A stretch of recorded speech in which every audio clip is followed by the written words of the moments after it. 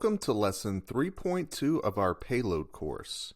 In this lesson, we'll continue working on the project we set up in Lesson 3.1.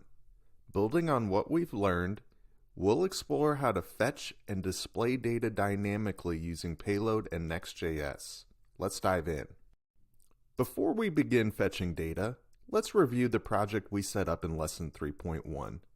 Remember, we used Create Payload app to generate our project, which included a payload config file for defining collections and configuring the CMS, an app router set up in Next.js, which manages front-end routes dynamically and supports server and client components, modularized collection files, where each collection has its own dedicated configuration file for better scalability and organization.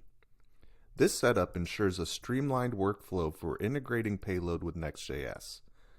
By keeping collections modular, we make it easier to update or extend functionality as the project evolves.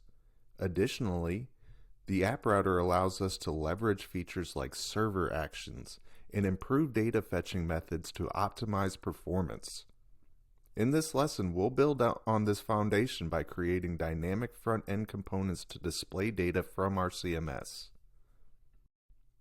First, we'll use the local API to fetch data directly from Payload, skipping the need for a custom API route.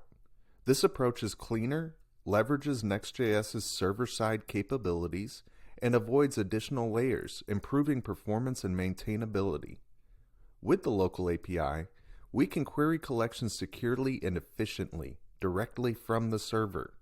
This method integrates seamlessly with modern React paradigms like server components, enabling us to build fast and scalable applications.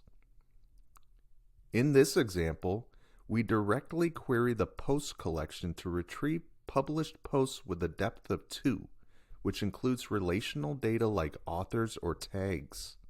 This ensures that our front end has all the necessary information without multiple requests. The local API's direct access to the CMS backend makes it a powerful tool for modern web applications.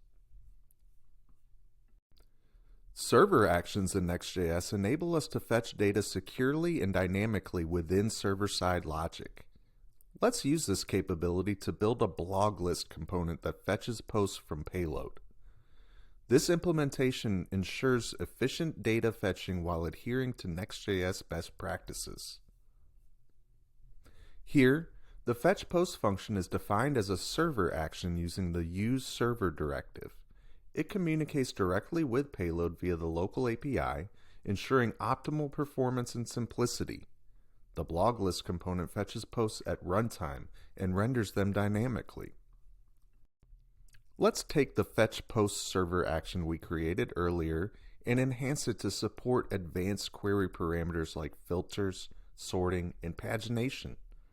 These features allow us to fetch tailored data directly from Payload, improving flexibility and scalability.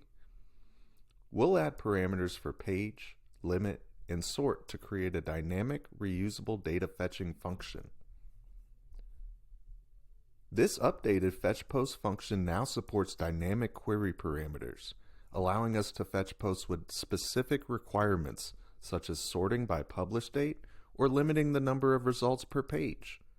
This flexibility simplifies how we manage data fetching across our application. For paginated blogs, we can take advantage of Next.js dynamic routing and the Payload local API. Dynamic routes allow each blog page to have a clean, SEO-friendly URL, while the local API ensures secure and efficient data fetching. Let's create a blog list component that uses these principles. This implementation combines Next.js dynamic routing with the Payload local API to render paginated blog pages. Each page fetches its data directly from the CMS, ensuring optimal performance and clean, user-friendly URLs. This approach is highly scalable and maintains a consistent architecture across your application. In this lesson, we continued working on the project from Lesson 3.1 by implementing dynamic data fetching with Payload. We covered creating API routes, building front-end components, and adding advanced query parameters for flexibility.